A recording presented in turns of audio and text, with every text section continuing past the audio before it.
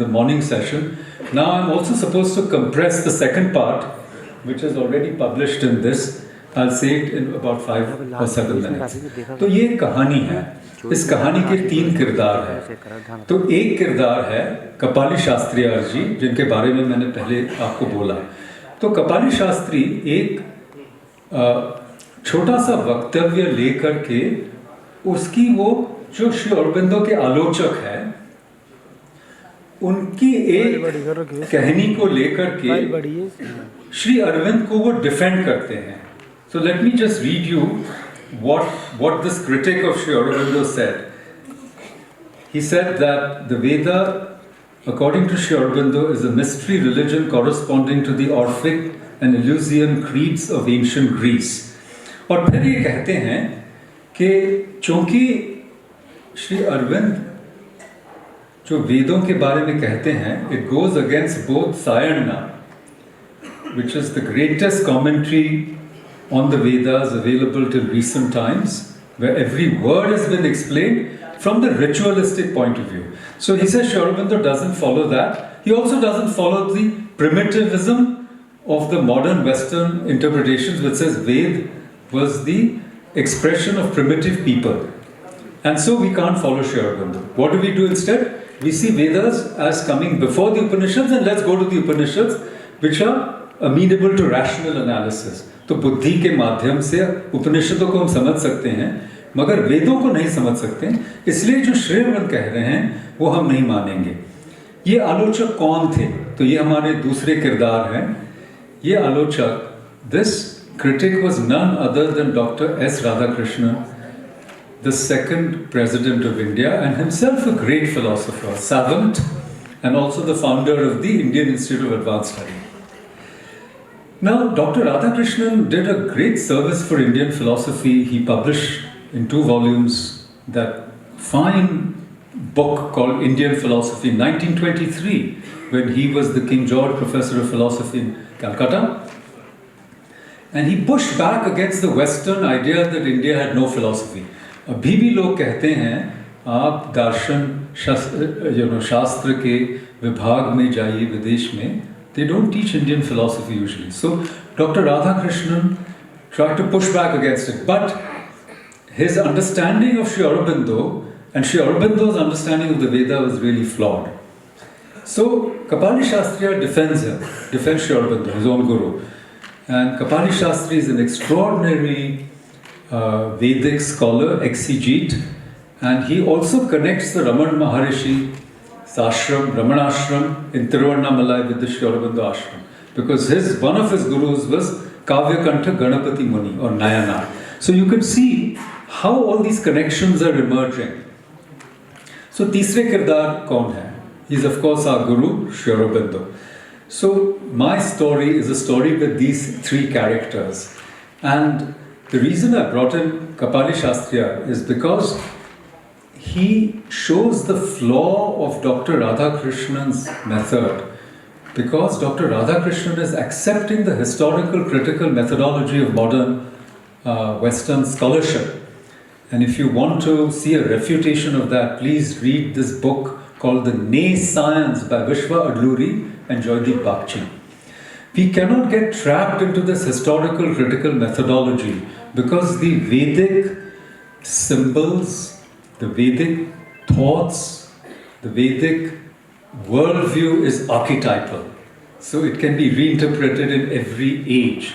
It cannot be fixed in the historical chronological schema that the West has adopted, and that's why they primitivize everything that is pre-modern. Okay? So that's my story. Please read the paper if you like. But it also gives us the key to understanding Sri Aurobindo's own method in unlocking the secret of the Veda. And finally, I want to say that when we read Sri Aurobindo, what does it do to us? It reconnects us with our deepest psychic and spiritual being. And the ultimate purpose of a conference series of this kind is not only to elevate our consciousness as we gather together in this yagya, It is a yajna, as Alok Bhai rightly said. इस यज्ञ में हम सब लोग शामिल होके कुछ क्षणों के लिए ही सिर्फ हमारी चेतना को एक्सपैंड करने का हमें अवसर मिलता है, लेकिन सिर्फ वहाँ तक सीमित नहीं है. We want to transform human consciousness, isn't it? That is what Sri Aurobindo and the mother stood for and came for. So the ultimate purpose of this conference series is to work towards that, even if you don't want to call it supramentalization, because we are very far from that. So let us at least work together to bring about that consciousness revolution, which I think is so necessary in our world of strife, violence, confusion and darkness today. As we move to the new year, let us remember that this eternal fight between the forces of, should I say, darkness and narrowness and violence and hoarding and ye sankirnata, as we heard in the morning, the Vritras, the Panis, the Dasyus, and all these negative forces, and the forces of expansion, of flow, of elevation, that fight is still going on. So let's join this struggle in whatever way we can and take this journey forward. Thank you all very much. Thank you. कि आपने बिल्कुल समय सीमा में अपनी बात पूरी की है और आपको हम बार बार सुनना चाहेंगे. कल सुबह का सत्र मैं आपको ये बताना चाहूंगी कि कल सुबह का 8:30 बजे का जो सत्र है उसमें हमारे पास लगभग 1 घंटे का समय रहेगा जो प्रोफेसर परांजपे के लिए पूरी तरह से समर्पित है. तो सर उस समय हम आपकी बात फिर सुनना चाहेंगे. और बताइए ना उसमें विदेश से जी और उसमें वो पूरी तरह से जो सत्र हमारा है वो विदेश से जो वक्ता हमारे साथ जुड़ेंगे उनके लिए है. तो 2 वक्ता, बहुत अच्छे वक्ता उस सत्र में हमारे साथ विदेश से जुड़ेंगे.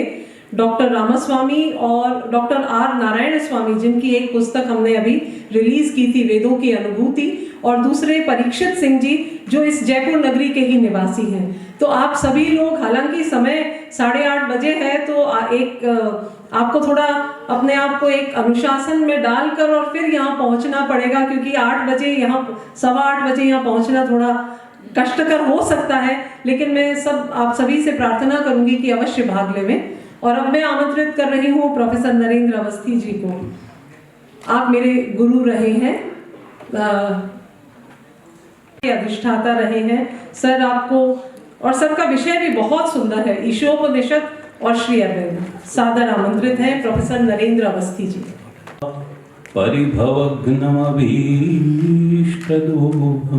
बताओ मुझे. तीर्थास्पदं शिवविरिञ्चिनुतं शरण्यं मृत्यार्तिहं प्रणतपालभवाब्धिपूतं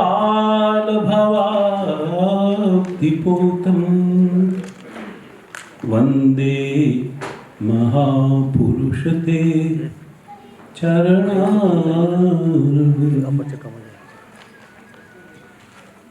महापुरुष श्री अरविंद जी के चरणों में प्रणाम करते हुए और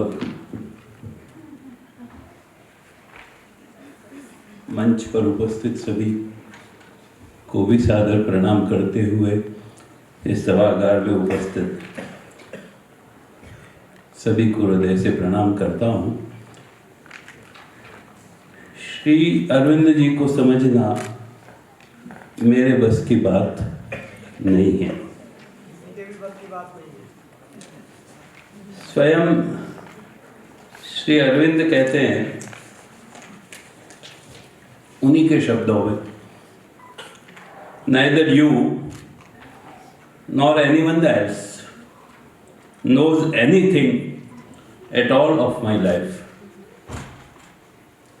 It has not been on the surface of man and sea, meant to see.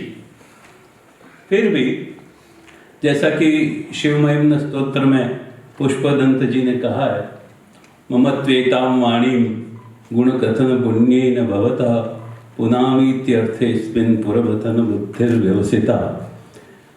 Shri Arvind के बारे में कुछ कहकर मैं अपनी वाणी को पवित्र कर सकूं, इसी उद्देश्य से सभी शोधकर्ताओं ने श्री अरविंद को समझने का प्रयास किया है।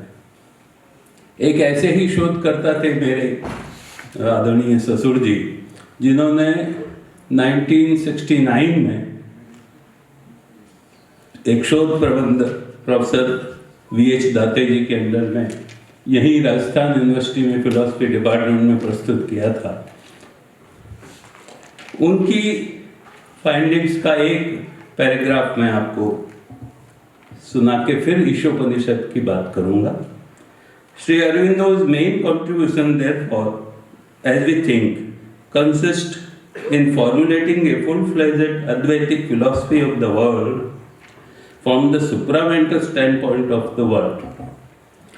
So far as the creationistic aspects of it is concerned, he tells the same orthodox Advaitic story, though in a new terminology of his own, but so far as the evolutionary aspect of it is concerned, he goes beyond the orthodox pattern. In a sense, it is the orthodox Advaitism put into new terminology with his own additional view of cosmic evolutionism that makes his entire philosophy. It is in this sense that we may regard the philosophy of Sri Aurobindo as a happy meeting of the East and the West. Ishopanishad और श्री अरविंद, ये मुझे विषय दिया गया था। उपनिषद के बारे में पंडित मधुसूदन ओझा, जो यहीं के जयपुर के ही और श्री अरविंद के समकालीन ही थे, उन्होंने उपनिषद की व्याख्या की है, कर्मणि कर्तव्य प्रवृत्ति हेतु कृत सिद्धांतो नियम विशेष उपनिषद। हम जो भी कर्म करते हैं उसके पीछे एक सिद्धांत होता है, एक रहस्य होता है। उस प्रिंसिपल को यदि हम जान लेते हैं तो हमारा काम अच्छा होता है, सत्य होता है, सरल होता है। तो उपनिषद का मतलब है, उन्होंने खुद लिखा है अंग्रेजी में, जो प्रिंसिपल शब्द का अर्थ है वही उपनिषद का अर्थ है। इसी आधार पर उन्होंने श्रीमद् भगवद गीता सु उपनिषद, जो हम कहते हैं उपनिषद सु, तो गीता में उन्होंने 24 उपनिषद और 108 उपदेश माने हैं। श्री अरविंद ने भी ईशोपनिषद में 4 सिद्धांत, 4 प्रिंसिपल्स प्रतिपादित किए हैं। प्रथम सिद्धांत में उन्होंने उस स्थायी तत्व को आधार बनाया जो सभी गतियों का मूल है।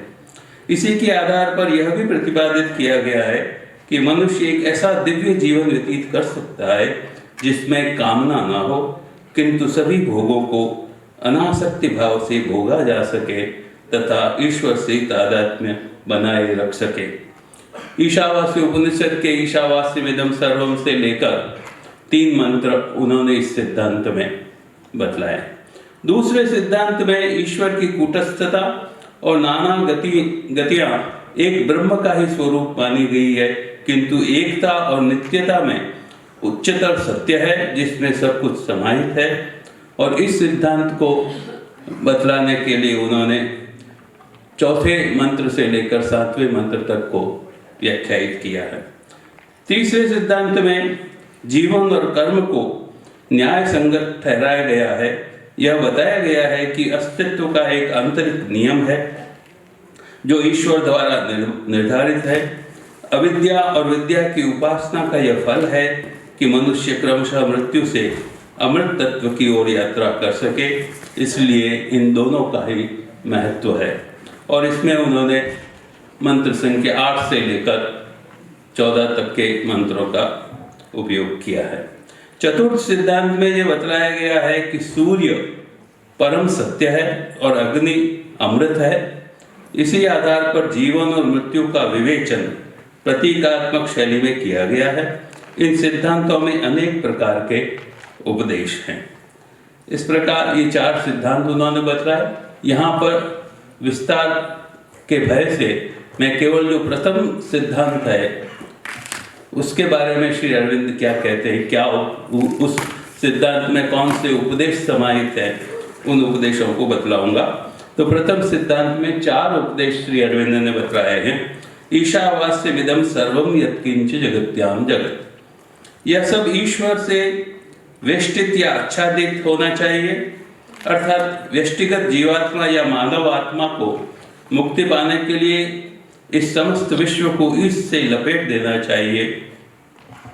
वो कहते हैं चेतना, जिसे हम ब्रह्म कहते हैं, सभी सीमित व्यक्तिगत चेतनाओं को घेरे और अपने अंदर समाये रहते हैं। स्थूल शरीर सूक्ष्म शरीर से वेष्टित है, सूक्ष्म शरीर कारण शरीर से वेष्टित है और कारण शरीर ब्रह्म से वेष्टित है। इस प्रकार उन्होंने पहला उपदेश बतलाया। दूसरा उपदेश उन्होंने दिया है तेन त्यक्तेन भुंजीथा। श्री अरविंद कहते हैं कि उपनिषद हमें त्याग द्वारा भोग करने के लिए कहते हैं।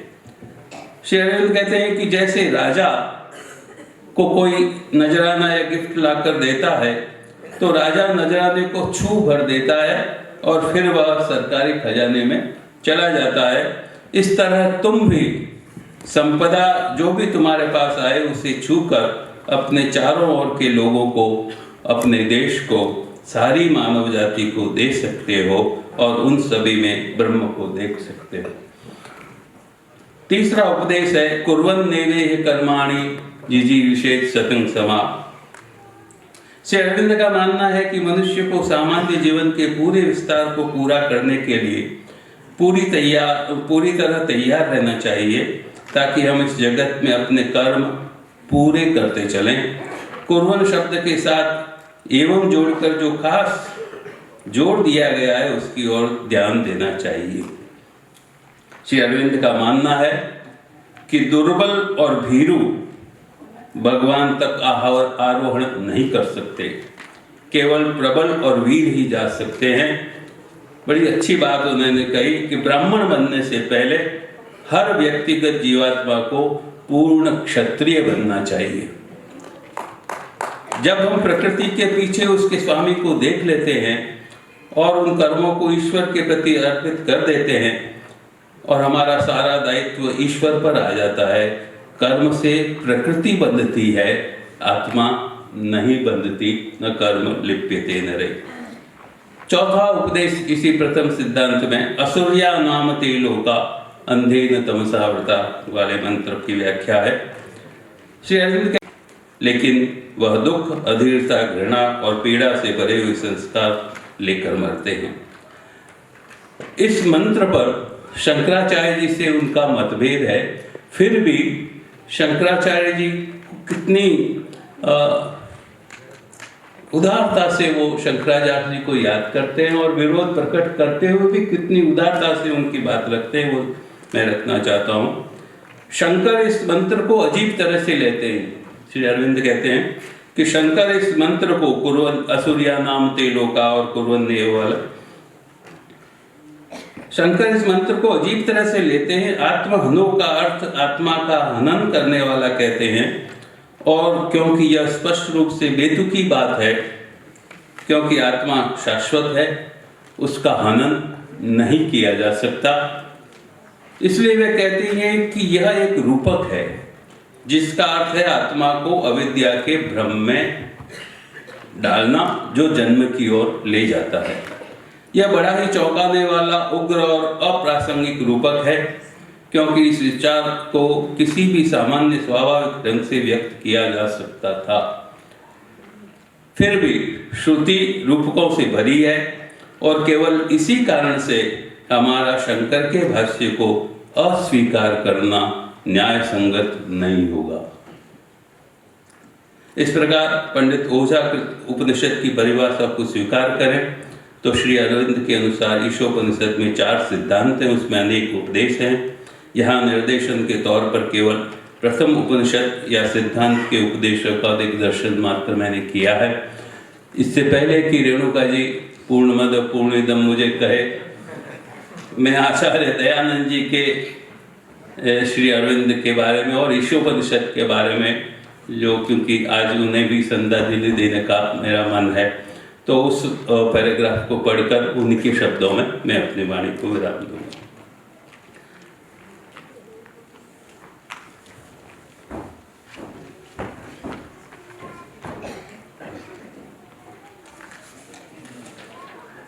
श्री अरविंद को ईशोपनिषद के मंत्रों में अपने विचारों के समर्थन में इतनी अधिक सामग्री मिली है कि उन्होंने ईशोपनिषद की एक व्याख्या लिखने से पहले 9 लेख अथवा अधूरे भाष्य ईशोपनिषद पर ही भिन्न भिन्न शैलियों में लिखे।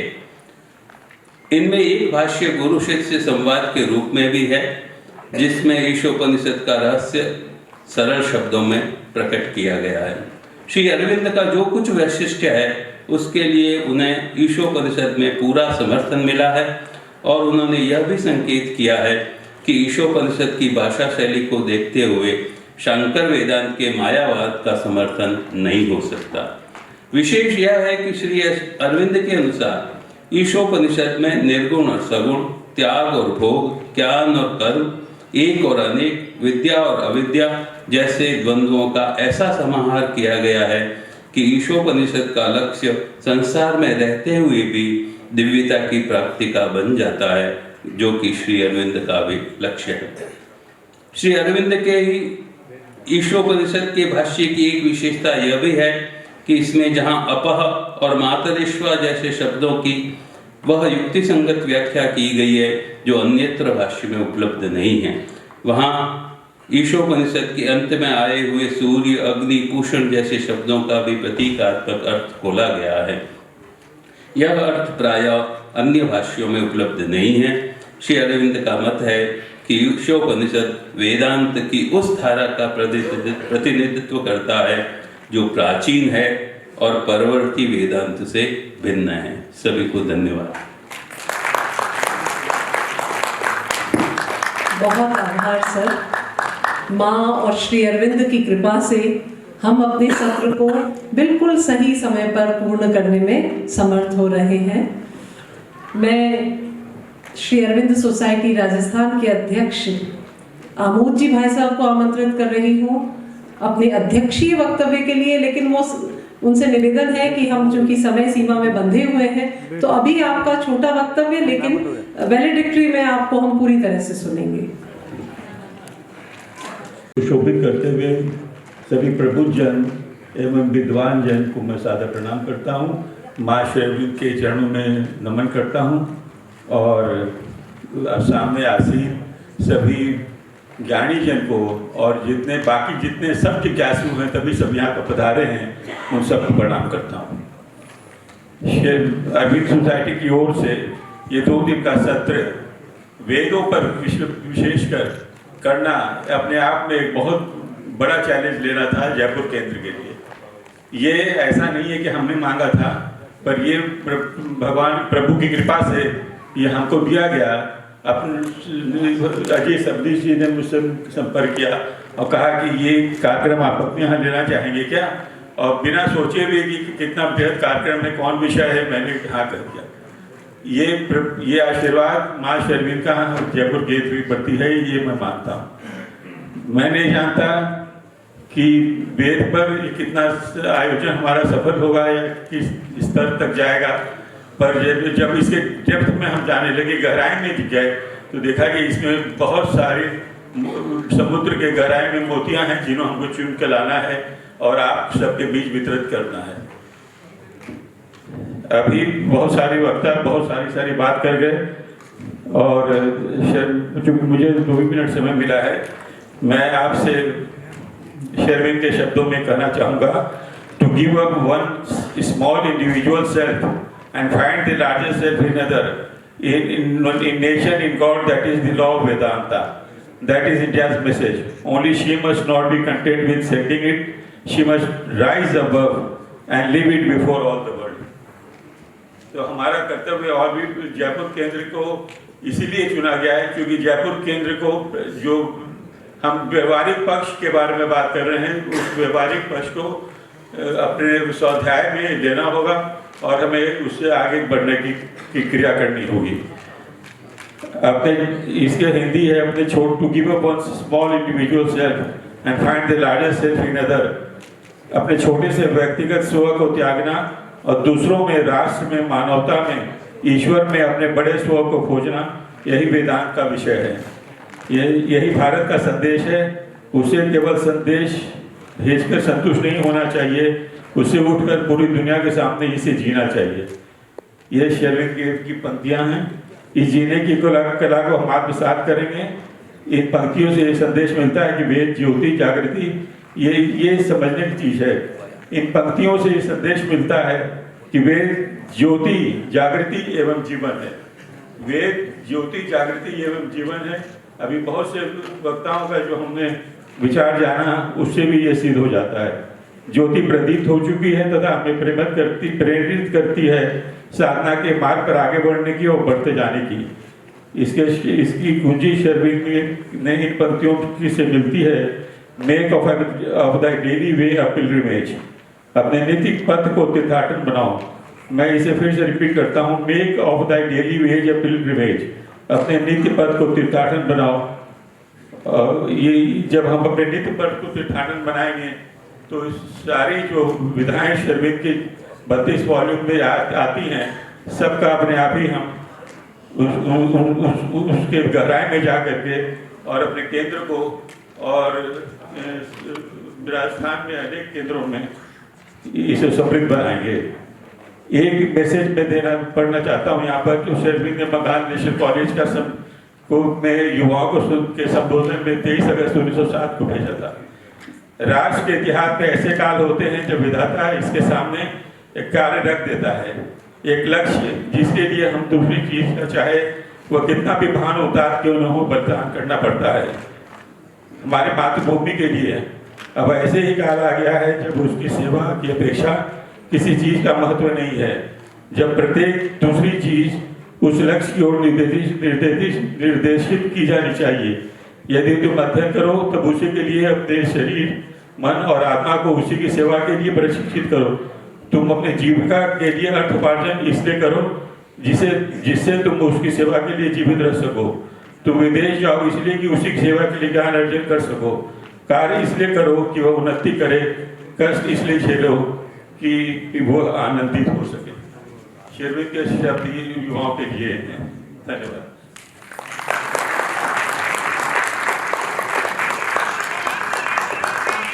Gratitude to Shri Kumar for his speech that was full of depth and inspiration. Moving on, I warmly invite Professor R.V. Jagirdar-ji, Managing Trustee Sakshi Bengaluru, to propose the vote of thanks as a mark of expressing our collective gratitude. Personality, a poet, an adept speaker, a translator, who is deeply interested in social issues, nationalism and environmental concerns, and clearly he's one of the driving forces behind this initiative.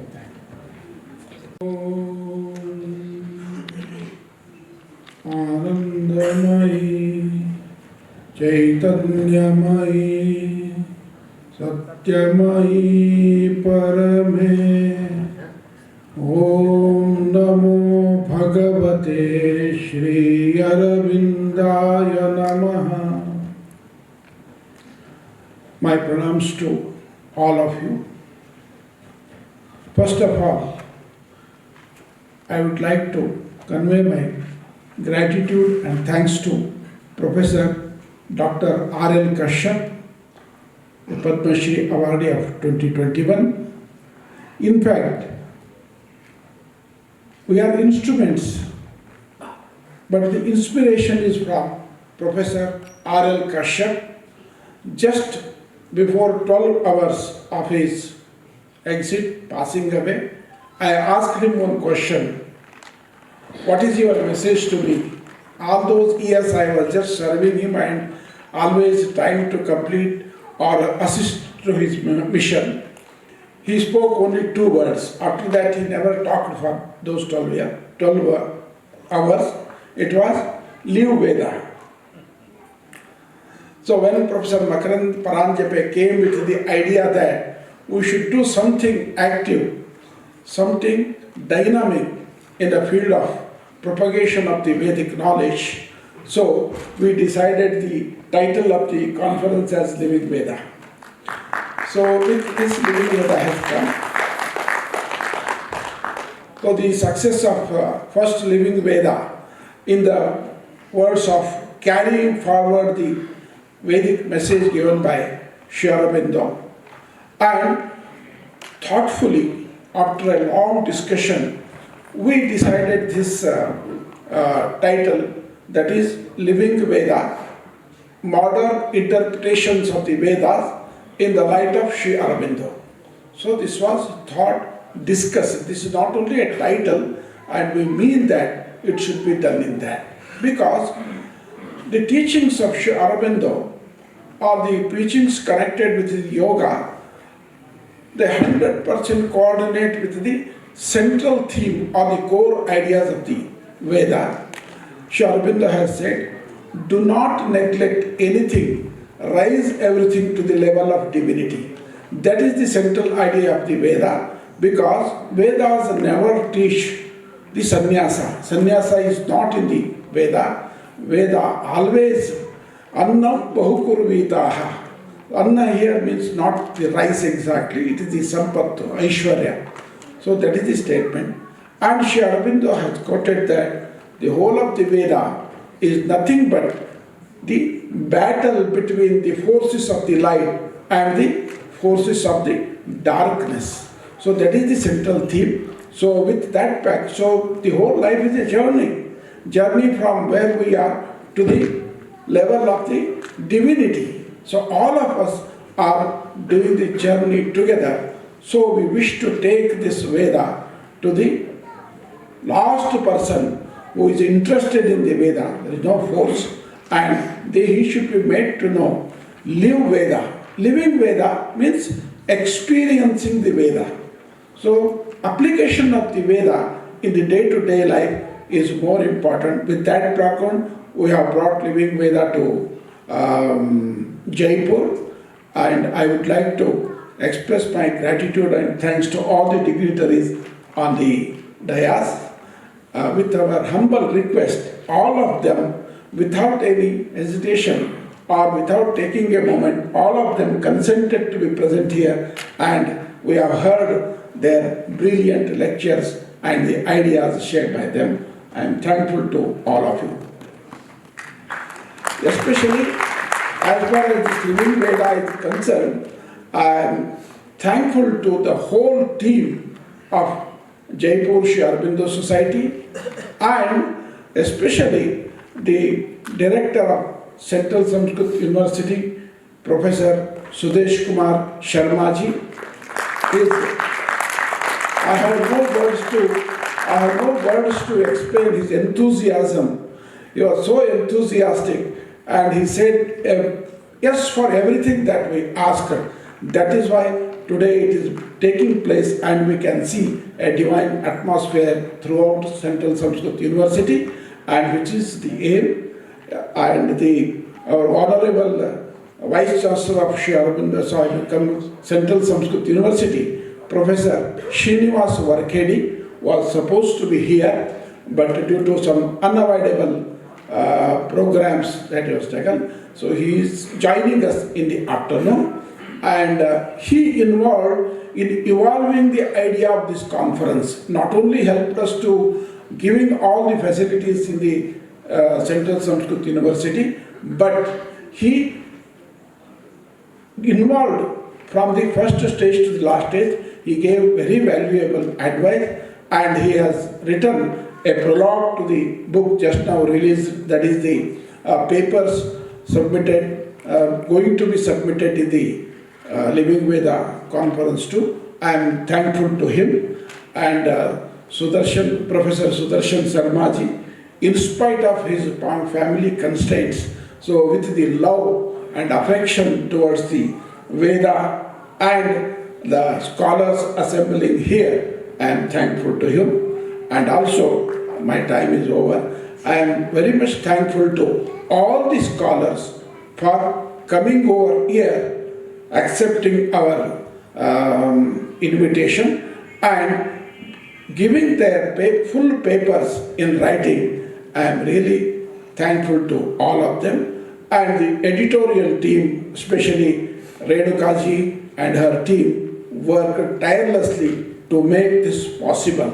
Otherwise, we will see 6 months, 9 months, 1 year. I have also seen some papers, some compilation of the papers have come after 5 years or more. So I am thankful to Professor Renuka Rathore for making this possible, and also her editorial team. And we have seen the enthusiasm of the Jaipur team, Amod Kumar ji.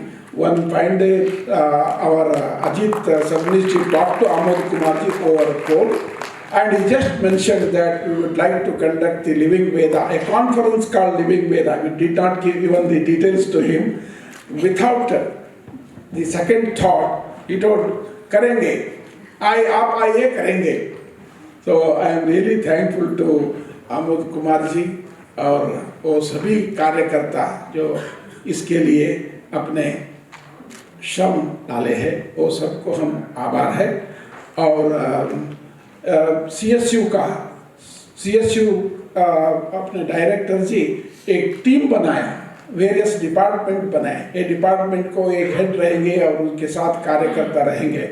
He planned it so meticulously that all the guests, all the scholars who are coming here should not find any sort of difficulty. So I think all of you are enjoying experiencing that. I am thankful to them. And we have, in the front of the team, the Surya Pratap Rajavat ji hai. He coordinated whole team, and our Deepak ji, all the printing, food, other arrangements, Deepak ji did it.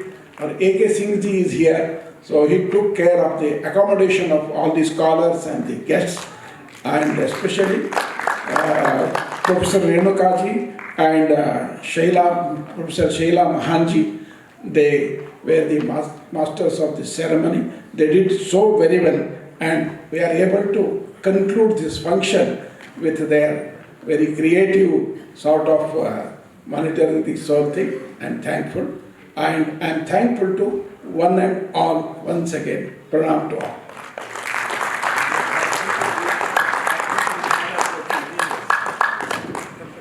ये धन्यवाद का सिलसिला कल तक हम जारी रखेंगे, इसलिए आपको और बहुत सारे लोगों से परिचित होने का अवसर मिलेगा। लेकिन अब भोजन का समय है।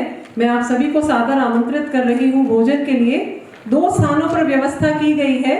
पहली व्यवस्था इसी ऑडिटोरियम से बाहर निकलते ही है, वो प्रतिभागी और वक्ताओं, जो विद्वान वक्ता इसमें भाग ले रहे हैं उनके लिए, और जो वरिष्ठ जन हैं सभी के लिए है। और उसके अतिरिक्त विद्यार्थी, जितने भी अध्यापक हैं और जो भी इसमें भाग ले रहे हैं, उन सब के लिए नीचे बेसमेंट में भूतल पर व्यवस्था है। तो आप कृपा करके भोजन ग्रहण कीजिए और बिना भोजन किए मत जाइएगा। ये अच्छा सामने। श्री अरविंद ऋषि हैं। एक प्रश्न उठाना चाहिए, भाष्यकार को क्या ऋषि कहा जा सकता है? इस प्रश्न को उठा करके हम आगे बढ़ेंगे और हमें कहना चाहिए कि श्री अरविंद ऋषि हैं, किंतु इन्होंने किन मंत्रों का दर्शन किया है?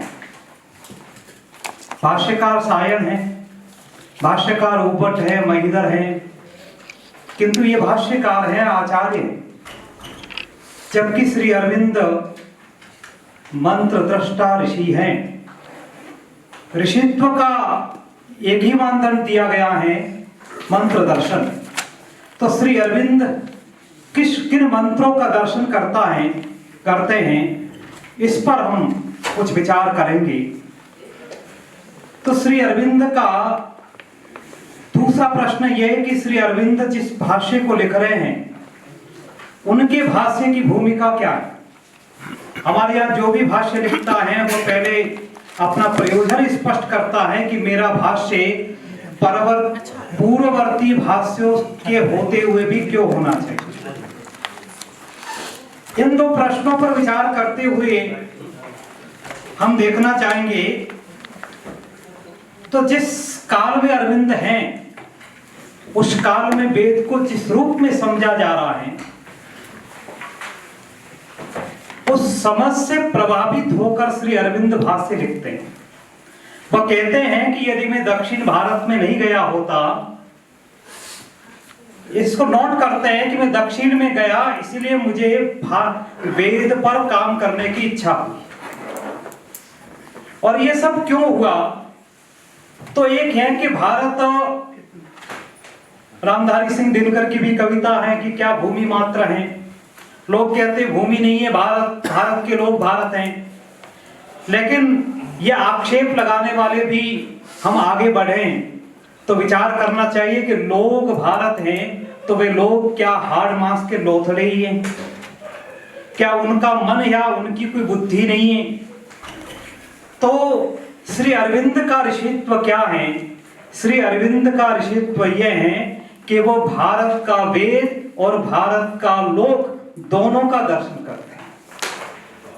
श्री अरविंद जिस समय आए उस समय अंग्रेज भारत की भूमि पर अधिकार करके नहीं रुके थे, और न हमारा स्वतंत्रता का आंदोलन केवल भूमि की मुक्ति का आंदोलन था। वह आंदोलन विभिन्न दिशाओं में उन सभी बंधनों से के खिलाफ उठ खड़ा हुआ था जो भारत के देह, प्राण और मन को जकड़े हुए था,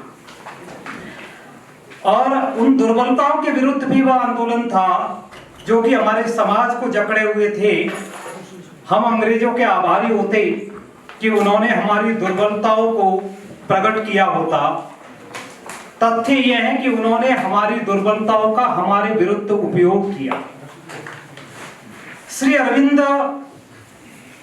राष्ट्र के मन और बुद्धि को औपनिवेश विमर्श के तहत फांसने का जो क्रूर काम यूरोपीय प्रज्ञा ने किया, वह एक अक्षम्य अपराध है, प्रज्ञापराध है।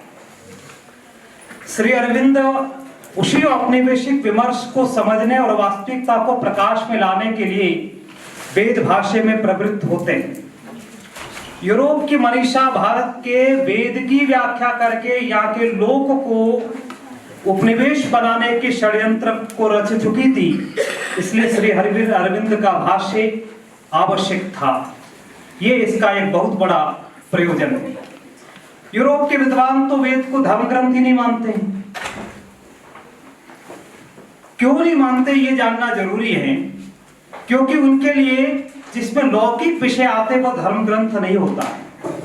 श्री अरविंद के भाष्य का वैशिष्ट्य यह है, या उस पर प्रथम बात यह कही जानी चाहिए कि जो उस समय जो अंग्रेज लोग जो कर रहे थे, और उन्होंने एक बात कही थी अभिराज जी ने कि ऐतिहासिक दृष्टिकोण से कर रहे थे। मैं निवेदन करना चाहूंगा, सायन की जो ऐतिहासिकता है वो एक अलग तरह की ऐतिहासिकता है, और अंग्रेज जिस ऐतिहासिकता को देख रहे थे वो एक अलग तरह की ऐतिहासिकता है। तो वो किस तरह का भाष्य कर रहे थे, उसके क्या परिणाम सामने आ रहे थे, उसको देखिएगा। कोट वेद में उन्होंने जो कुछ खोजा वो था भारत का प्रारंभिक इतिहास, इसका समाज, संस्थाएं, रीति रिवाज और उस समय की सभ्यता का चित्र। उन्होंने भाषाओं के विभेद पर आधारित एक मत, एक परिकल्पना को गढ़ा कि उत्तर के भारत के आर्यों के द्वारा द्राविड़ भारत पर आक्रमण किया गया, जिसकी स्वयं भारतीयों में कोई स्मृति या परंपरा नहीं मिलती, जिसका भारत के किसी महाकाव्य या प्रमाणभूत साहित्य में कहीं कुछ उल्लेख नहीं पाया जाता। अनकोट। और अंत में अरविंद लिखते हैं कि यूरोपीय विद्वानों के लिए वेद क्या है? ये जंगली प्रार्थनाएं ही बहुप्रशंसित, इतना महिमा युक्त बनाया हुआ और दिव्यत्व आरोपित वेद है। अनकोट। अब अरविंद कहते हैं कि इन्होंने अपनी वेद दृष्टि को स्थापित करने के लिए 3 शास्त्र बनाए। पहला शास्त्र था तुलनात्मक भाषा शास्त्र, दूसरा तुलनात्मक गाथा शास्त्र, और तीसरा तुलनात्मक धर्म शास्त्र। श्री अरविंद इन तीनों शास्त्रों का खंडन करते हैं। ये उनका एक बहुत बड़ा काम है, और कहते हैं ये तीनों अटकल पर आधारित हैं। और ये तीनों क्यों बनाए गए थे कि भारत की भाषाई विविधता और समुदाय की विविधता को भारतीयता नाम की वस्तु के खिलाफ खड़ा करना। ये श्री अरविंद परिणाम बताते हैं, और इसका परिणाम क्या होता है उसको 4 बिंदुओं में बताना चाहूंगा कि एक पूरी धारणा भारतीय समाज के भीतर बन जाती है। वो धारणा क्या है कि मंत्र के बाद उपनिषद प्रतिक्रिया में आया हुआ, मंत्र के विरुद्ध में उपनिषद आई, और मंत्र ब्राह्मण कही जाने वाली एक जाति की धाती है, तो उपनिषद क्षत्रिय कही जाने वाली जाति की धाती है। और इसको आगे बढ़ाते हुए उन्होंने ये कह दिया कि उपनिषद श्रवण धारा की प्रतिनिधि हैं और वेद ब्राह्मण धारा की प्रतिनिधि हैं, ये भाव स्थापित किया। दूसरा, उत्तर भारतीय आर्य हैं और द्रविड़ दक्षिण भारतीय हैं, और वेद में जिन्हें दस्यु कहा गया है वे द्रविड़ हैं। ये 2 नस्ल हैं, और स्वर्ण जातियां उत्तर भारत के आर्य हैं और दलित जातियां दक्षिण के द्रविड़ हैं। और वेद में जो दस्यु पर इंद्र की विजय दिखाई गई है वह उत्तर के आर्यों की दक्षिण के द्रविड़ों पर विजय है। दक्षिण भारत उत्तर भारत का उपनिवेश है और वेद आर्यों की औपनिवेशिकता का दस्तावेज है। ये ऐतिहासिकता है उनके लिए, इस तरह का इतिहास उसके भीतर बताते हैं। तीसरा, वेद में जो देव कहे गए वे ऐतिहासिक व्यक्ति हैं अंग्रेजों के अनुसार, यूरोपीय विद्वानों के अनुसार। ये पुराणों में भी बताया गया उनको देव। पाश्चात्य विद्वान 2 तरह के मानदंड अपनाते, पुराणों को अविश्वसनीय घोषित भी करते हैं और वेद के देवों के ऐतिहासिक व्यक्ति होने में पुराणों को उद्धृत भी करते हैं। ये श्री अरविंद का दृष्टिकोण यहाँ स्पष्ट होता है। श्री अरविंद मंत्र से ब्राह्मण को पृथक मानते हैं, स्पष्टता से मानते हैं, लेकिन वो उसमें मंत्र का अनुवर्तन देखते हैं, उसकी परंपरा को देखते हैं। आर्य और द्रविड़ नस्ल होने को अस्वीकार करते हैं। और हमें पता होना चाहिए कि श्री अरविंद का सबसे अधिक भारतीय राजनेताओं में कोई प्रभाव हुआ है वो डॉक्टर भीमराव अंबेडकर है। डॉक्टर अंबेडकर के ने नस्लवाद की व्याख्या को अस्वीकार किया है। यहाँ पर वो दयानंद सरस्वती के मत को स्वीकार करते हैं, और दयानंद सरस्वती के अनुसार पुराण आपकी महत्ता अपनी जगह है, लेकिन वैसा होते हुए भी पुराण वैदिक बोध में बाधक बन जाते हैं, और इसी बाधकता के कारण उसको त्याज्य घोषित करते हैं। श्री अरविंद क्या समझते हैं और श्री अरविंद की वेद दृष्टि क्या है, इसको यदि संक्षेप में जानना है, मेरे पास 4 मिनट 13 सेकंड रही है, इसलिए मैं संक्षेप में कहूंगा कि उनकी दृष्टि क्या है, तो वो देव के बारे में क्या समझते हैं ये हमें जान लेना चाहिए। कोट, ये उनके भाष्य को समझने का मेरे लिए पहले ऐतिहासिक व्यक्तित्व थे, लेकिन बाद में यही क्रमशः स्वतः प्रकाश, अंतःप्रेरणा और अंतर्ज्ञान की प्रतीक हो गई। और दूसरा, वह उपनिषद पर विचार करते हुए कहते हैं कि क्या, एक उनका कोट आपके लिए जरूरी है, तो क्या वेद विषय की यह परंपरा यानी उपनिषद केवल गप और हवाई कल्पना है या बिल्कुल निराधार बल्कि मूर्खतापूर्ण बात है? क्या ये तथ्य है कि वेद के बाद के कुछ मंत्रों में उच्च विचारों का जो एक केवल क्षुद्र सा भाग है उसी के कारण ये परंपरा चली? क्या उपनिषद के रचयिताओं ने वैदिक ऋचाओं पर वह अर्थ मढ़ दिया जो असल में कहीं नहीं? क्या उन्होंने अपनी कल्पना के द्वारा और मनमोजी व्याख्या के द्वारा उसमें से वह अर्थ निकाल लिया है? आधुनिक पाश्चात्य विद्वान आग्रह करते हैं ये ऐसी ही बात है। अनुकोट। इतना कहने के बाद श्री अरविंद जिस वाक्य को लिखते हैं वह इससे भी अधिक महत्वपूर्ण है। वो वाक्य यह है कि आधुनिक भारतीय मन को इस विचारधारा ने प्रभावित कर लिया। पाश्चात्य मत के विपरीत महर्षि अरविंद के अनुसार वेद ऐतिहासिक संघर्षों के दस्तावेज नहीं है और उसमें एक नस्ल के द्वारा दूसरे नस्ल की विजय नहीं दिखाई गई। वेद की पूरी संरचना प्रतीकों में बनी है और वेद एक नस्ल की दुष्ट नस्ल पर विजय न होकर के वह उपनिषद जो है वो एक सातत्य है, परंपरा के भीतर है, न कि वेद के विरोध एक विद्रोह है। उपनिषद और मंत्र एक ही परंपरा है। इस लंबे को छोड़ते हुए और जो अर्थ दर्शन अरविंद के ऋषित्व के लिए मैंने एक वाक्य लिखा है कि आर्य दस्यवोर अर्थ दर्शनात् ऋषि ही श्री अरविंद। श्री अरविंद ऋषि क्यों हैं? आर्य और दस्यु इन दो मंत्रों का अर्थ दर्शन श्री अरविंद ने किया है, जो आज तक किसी ने नहीं किया। इसी कारण वह ऋषि हैं और पूरा भाष्य एक नई दृष्टि से इस पर वह स्थापित करते हैं। श्री अरविंद का भाष्य पौराणिक और आर्य समाज दोनों से विपरीत कैसे? एक उद्धरण का समय रहेगा। वह कहते हैं कि ये यज्ञ की अग्नि नहीं है जो इन सब कार्यों को कर सके, नहीं ये भौतिक ज्वाला या भौतिक ताप और प्रकाश का कोई तत्व हो सकता है। अग्नि यदि यज्ञ की जो भौतिक अग्नि होती तो पौराणिक मत आ जाता, यदि कोई वो वैज्ञानिक तत्व होता तो आर्य समाजी मत आ जाता। श्री अरविंद इन दोनों से विलक्षण अर्थ प्रतिपादित करते हैं और वो आध्यात्मिक मत हैं। अंत में एक बात जो इस शीर्षक पर कहनी चाहिए, श्री अरविंद ने जिस अध्यात्म के व्याख्याता है, जिस अध्यात्म को उन्होंने वेद में देखा है, वह अध्यात्म उनका जीवन के लिए है, जीवन से परे नहीं है। और श्री अरविंद का कोट है, उपनिषदों ने जीवन से इनकार नहीं किया है, वरन ये मानती थी कि जगत शाश्वत ब्रह्म की अभिव्यक्ति है। और यहां सबसे बड़ा वो एक प्रमाण देते हैं कि जो मेरा समय पूरा हो गया, इसको करते ही मैं विराम लूंगा कि बौद्ध मत भारत से क्यों गया। आप सहमत हो या नहीं हो, बौद्ध मत भारत से क्यों गया, ये हमारा आज विचार का विषय नहीं है। लेकिन श्री अरविंद जिस बात को कहना चाह रहे हैं उस और आपका ध्यान आकर्षित करना चाहूंगा। वो ये कह रहे हैं कि वैराग्य की पराकाष्ठा, यानी पराकाष्ठा जब जीवन भी नहीं रहे, तब इस देश ने बौद्ध मत को विदा कर दिया।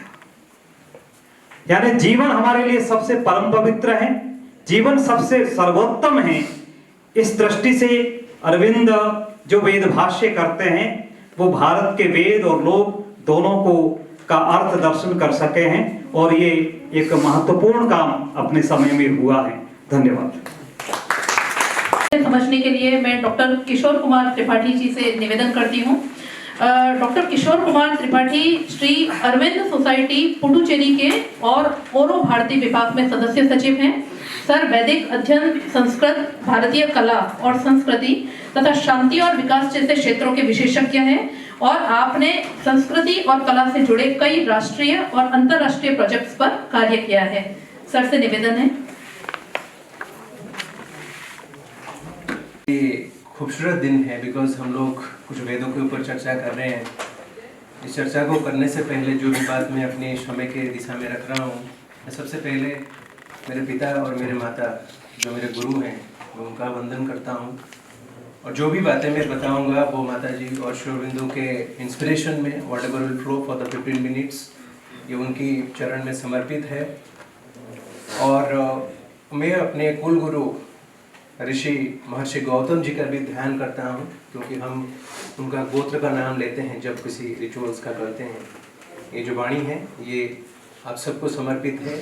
बाकी so it is really an auspicious occasion because this conference happened at Bangalore the last year with a collaboration between Sri Aurobindo Society, Central Sanskrit University and Sakshi Trust. Our Vedic Wellness University was also there. In the inaugural speech, our Makarand Paranjape Bhai told that he has two brothers, Jahagirdar Bhai and Ajit Savnis Bhai. I say that I have three brothers. Ajit Bhai being the executive member of our Sri Aurobindo Society, and Makarand Paranjap Bhai and Jahagirdar Bhai. So they have initiated this wonderful project to make the project as the living Veda. Let me start my presentation from the sacred verses of Srimad Bhagavad Gita. Lord Krishna says, urdhva mula adho shakha. It defines the tree. The branches are downwards. But here you see the beautiful, I do not know how they conceptualize this idea. जैसे एक बहुत बड़ा सा विशाल वृक्ष से नीचे की तरफ झुका हुआ है और उसमें से कुछ बीज गिरे हैं और उस बीज में से एक छोटा सा पौधा जमीन के साथ लड़के अपने आप को प्रकाशित कर रहा है, जैसे एक छोटा सा पौधा उस वेद के रूप में वो प्रकाशित कर रहा है। महर्षि अरविंद लिखते हैं जैसे एक छोटे से बीज में एक विशाल सा वृक्ष छुपा होता है, उसी तरीके से विश्व के समस्त संभाव्य घटनावली किसी न किसी के माध्यम से अपने आप को परिप्रकाशित करने में अपेक्षारत है।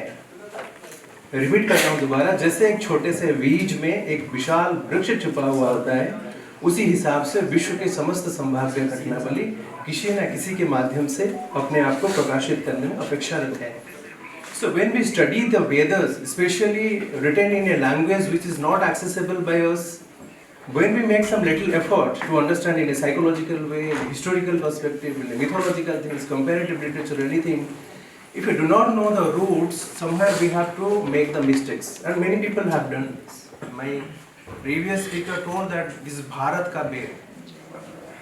I think the sound, excuse me.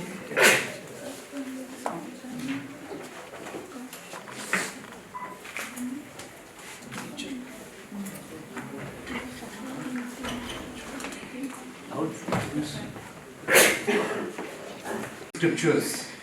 We do not know, we can't understand the language because that is beyond than our consciousness. What Madhuchanda Rishi says, Agnim Mele Purohitam, that language is something different from the classical Sanskrit. And whatever Hindi, Tamil, Malayalam, whatever speak, that is completely a different state of consciousness written in that. Since we do not know the language structure, we try a little bit through the philological methods or through the historical perspectives to understand the consciousness of the rishis. But our consciousness is a little bit limited. We do not have that much effort or that much of penance or tapasya to understand that. So when we talk about this life, divine and the Veda, this topic was given by Jahagirdar Bhai to me. So I will just focus on what Sri Aurobindo speaks about. When we study the Vedic hymns and reconnect those thoughts in our consciousness, how the life grows, we find the two things. Our activities, engagements with the outwardly, whatever worldly affairs we have, and the inner spiritual inquiry, what our soul aspires to know, to be united with that universal consciousness. And that is the main objective of Sri Aurobindo's Life Divine, and the simple principle is to manifest and to reach to the divine and to intermingle there and finish the game. That is the and for this unification is basically a process, and it will not be completed within 50, 60, 30, 40, whatever years. Maybe 1,000 years may be taken to understand that spirit. So what Sri Aurobindo says in his Life Divine, he says that the earliest preoccupation of man in his awakened thought, and as it seems, his inevitable and ultimate preoccupation. The main objective was earliest preoccupation of man in his awakened thoughts. Sri Aurobindo refers in his Life Divine, when he speaks about the various aspects of life, he says that the most interesting is the awakened thoughts. What the Rishi in the Vedas speaks about Mahovarnaha Saraswati Prachetayati Ketana Dhiyo Vishwa Virajati. He says a level of consciousness will rise again and again to that. Again Sri Aurobindo says, the earliest dawns of human knowledge have left us. They are witness to this constant aspiration. That aspiration should be constant. It's not like that we did the yajna and after that we forgot what we did. Suppose we did for the meditation for 2 minutes, we had some miraculous experience, after that we came back to our own existence. He refers that the ancient dawns of human knowledge have left us. They are witness to this constant aspiration. Today we see a humanity satiated but not satisfied, by victorious analysis of the externalities of nature, preparing to return to its primeval longings. The earliest formula of wisdom promised to be the last: God, light, freedom, and immortality. Immortality is the last. You refer to the Vedic hymns. The Rishi speaks, Shrunantu Vishwe Amrutasya Putra. We say that we are the human beings came to the earth, we have to finish, we have to achieve something to achieve our worldly pleasures. But the Rishi says, Shrunantu Vishwe Amrutasya Putra. We are all the Putras of the Amrit Lok. And Swami Vivekananda in his Parliament of Religions, he mentioned that you should not forget that you are the descendants of your rishis. They established the spirit and they handed over it to generations. And Maharishi Yaska says in his Nighuntu, Shakshat Kuta Rishaya Dharmana Babu. That means those rishis, they discovered that spirit of knowledge and they handed over it to the next generations. They, avarebhyo, asakshat kutebhyo, upadeshana mantran sampradhu. Those who are not able to connect with that original root, the first generation of seers, they taught through the upadesh. The third generations are little bit upadeshaya, glayanto avarebhyo. Those who are not able to memorize that knowledge, for them all these Vedas and all things were written. And look at our traditions, we are not able to understand, neither we are able to discover the spirit, nor we know how to memorize the Vedas through the Upadesh, and whatever is being written, we require a translation to understand that. And when we analyze what Sri Aurobindo has done through the Vedas, he has basically given a psychological and deeper aspiration of the Vedic hymns. He says that whatever way you interpret the Vedas, it should be in a more meticulous way, because through he has interpreted symbolic forms. And when we talk about the divine life, the principle is whatever normal life we have to manifest, we have to reach to the divine. But how it is? Sri Aurobindo speaks three things I want to present here. The ultimate life, he says, that man is an abnormal who has not found his own normality. But we talk about the gods, we talk about Lord Indra, we talk about Agni, we talk about the Maruts, we talk about the Vayu, but we have never met with them. We have never interacted with them who are there, but still we talk because we do not know what is our normality, and we speak about the universal consciousness. Unless until we do not have the experience, what the Vedic Upanishadic Rishi says, Pratibodha Viditam Matam Amritam Tattvam Hivindanti. Pratibodha Viditam Matam. It's not like they're studying something presently. If you do not have the experience, it is very difficult to transform the normal life into a divine life. So, a divine life, how it is possible to transform our consciousness or the life into a divinity? What is the things? Many people say we'll leave everything to find the God. But Sri Aurobindo said, true spirituality is not to renounce life, but to make life perfect with the divine perfection. Each and every moment of our life is an offering to the divine. Whatever we speak, whatever we do, everything, not in a single moment, if it is not part of the divine, then it is useless, we can say.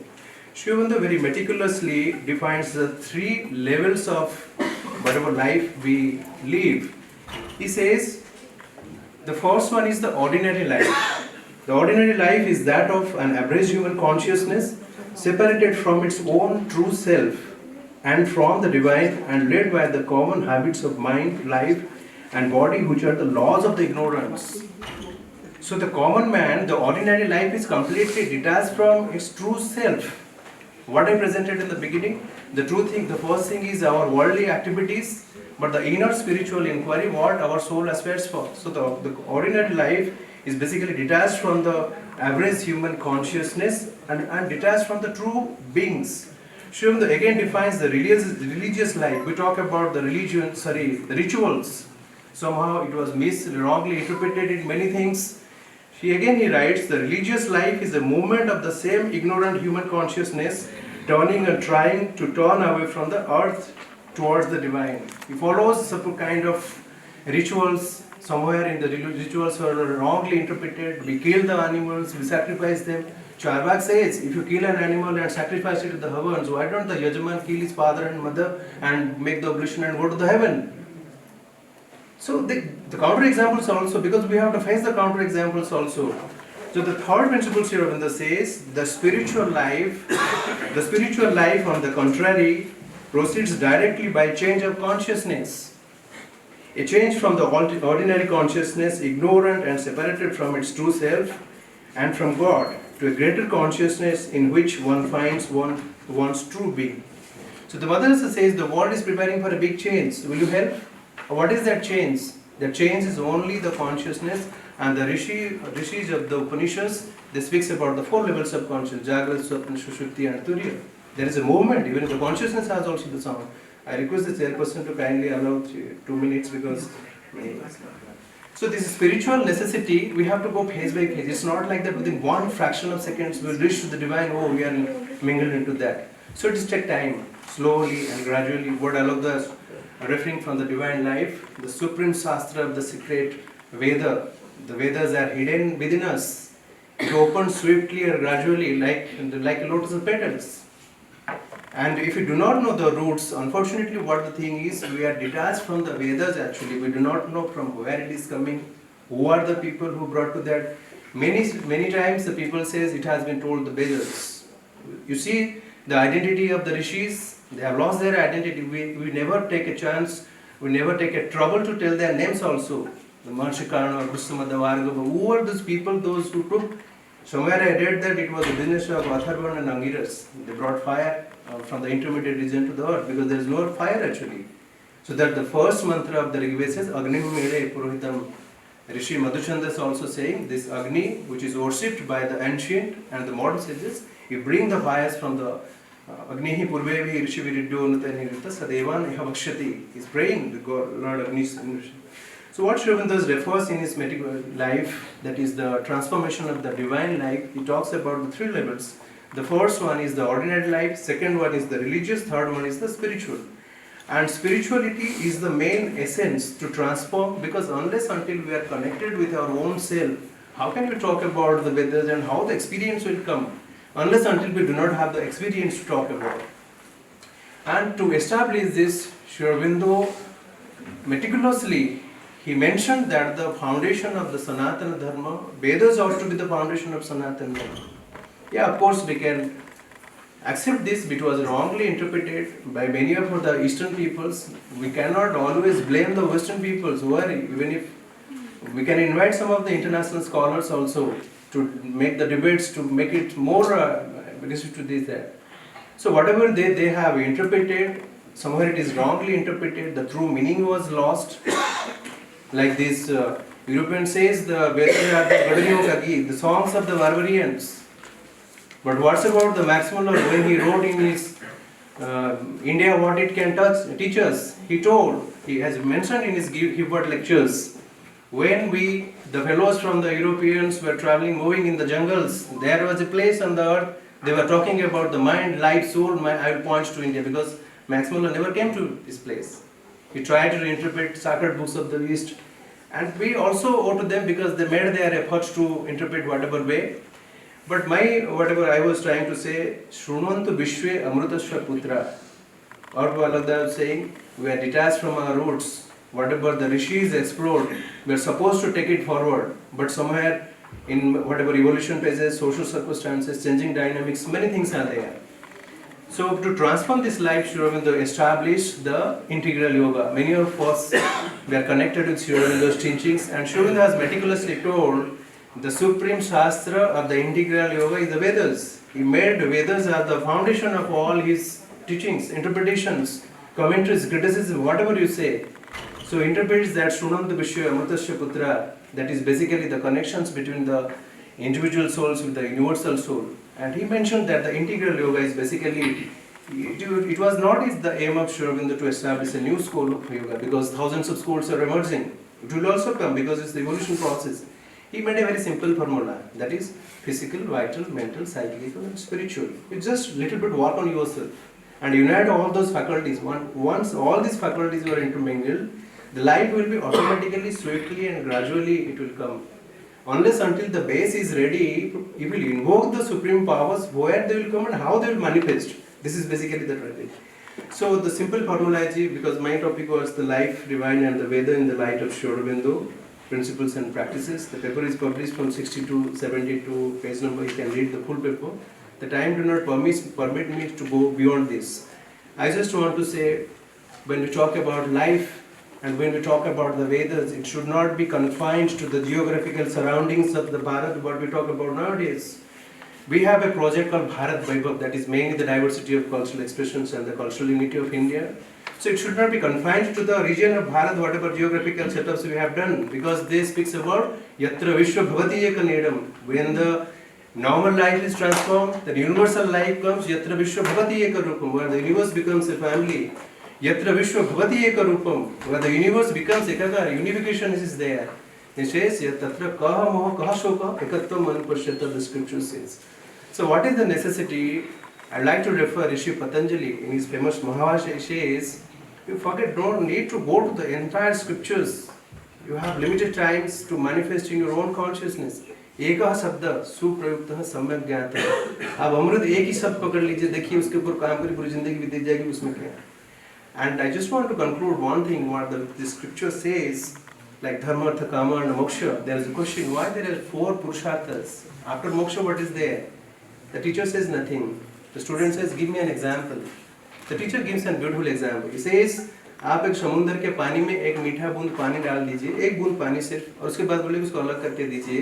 जैसे आप उसको separate नहीं कर सकते, once you intermingle your physical, vital, mental, psychical and spiritual consciousness is intermingled with the universal consciousness, the Gita says, Lord Krishna says, Yadgatva Tatna Nivartate. And the Vedas, the famous Vedic dictum says, Tadvishnoha Paramam Padam Shada Pashyanti Suraya. Even if the gods, they always aspire for the heavenly places of Lord Vishnu. And we should be thankful to ourselves because the God, because He has given a chance on this beautiful Lord. I'd like to complete my presentation with one sloka from Padma Purana. Gayanti Deva Kilagita Kani Dhanyastute Bharata Bhumi Bhagi Surgapa Vargas Padahetu Bhumo Bhavanti Bhuyaha Purusha Suratvat.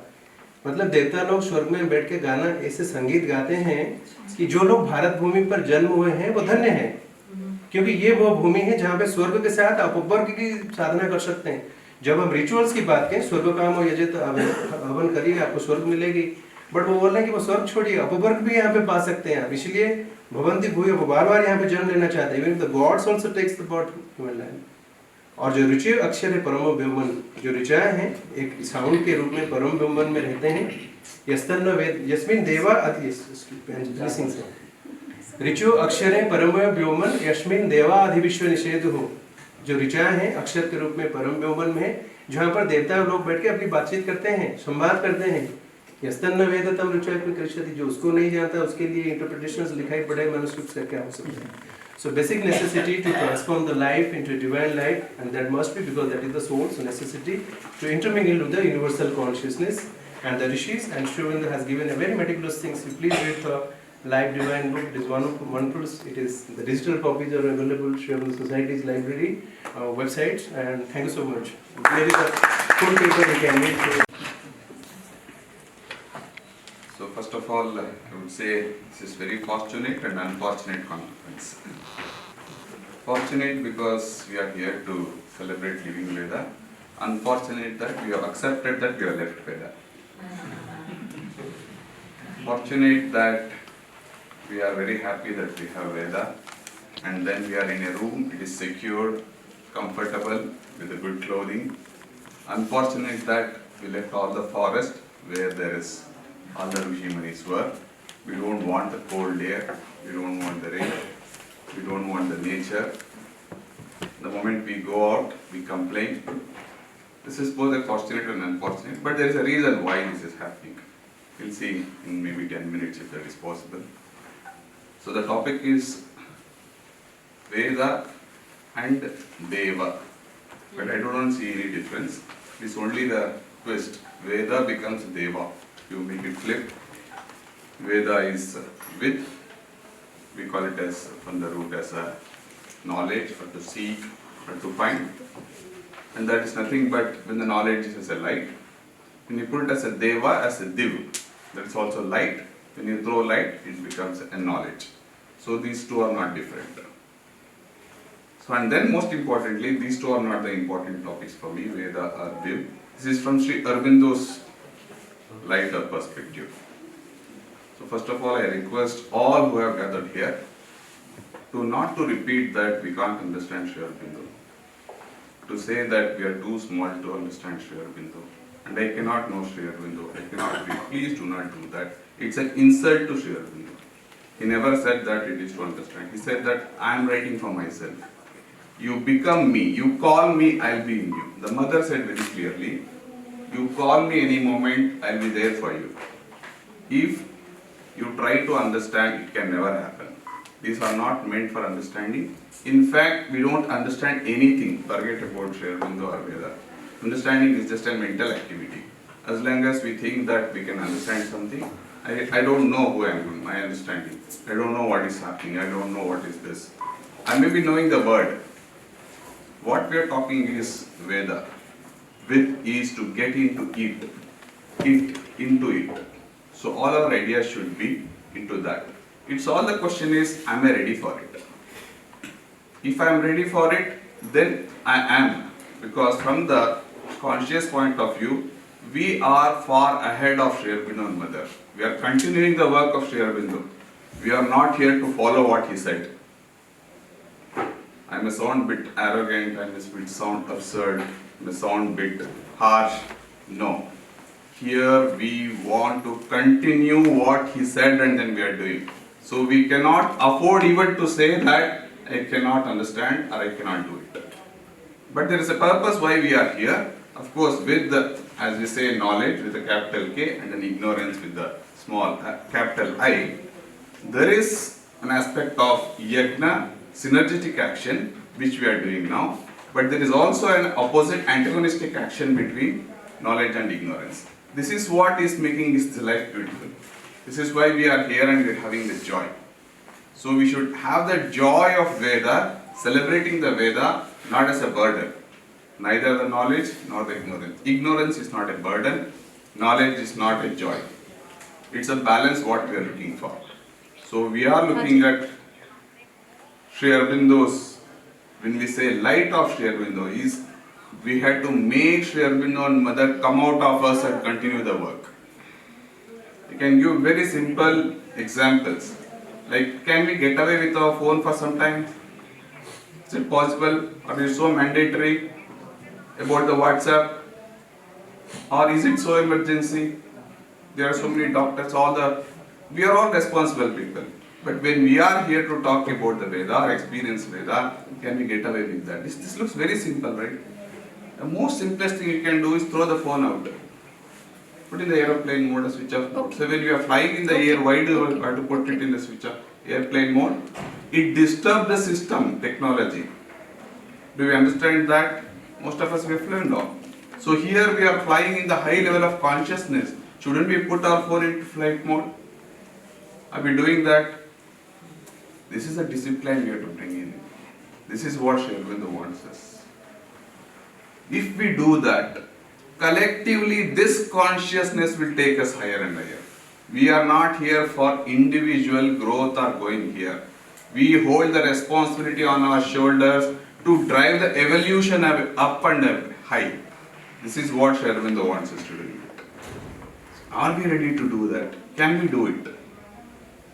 The question is not that. We don't have a choice. Whether we want it or not, the nature is taking it. All that we are trying to do is, through this integral yoga, the Purna Yoga, we are making it faster and then more beautiful and enjoying. So if we have this idea of Veda, what we are talking, then that will be applied. Another simple example, when we left the conference room, how many of us actually picked up the water bottle we left there? We don't even remember. Such a beautiful Central Samskrita University conference hall, we sat there. We were served with water, with the bottle. How many of us actually left there? This is not to complain. We are so used to it. First of all, water shouldn't have been served. If it is served, you take exactly example of a flight. Because I flew yesterday, I remember all those things. What do they do at the end of the flight, when before the landing? They bring. One of us could have done it. Take a dustbin, bag, cover, they pick up all those things. We do need somebody else to come and clean. If we want somebody else to clean the room, then we need somebody else to clean our inside. That cleaning process is Veda. This is what we want, this is what to do. It is not something we are trying to get something gain out of it. This is the Veda we are talking, this is the Deva we are talking. So it is in the potential form, but from the conscious point of time, if you take out from this time and space, so this example of this is space constraint and this is a time constraint. And what we are trying to do? Running against the time. But what is the best part? Keep it simple.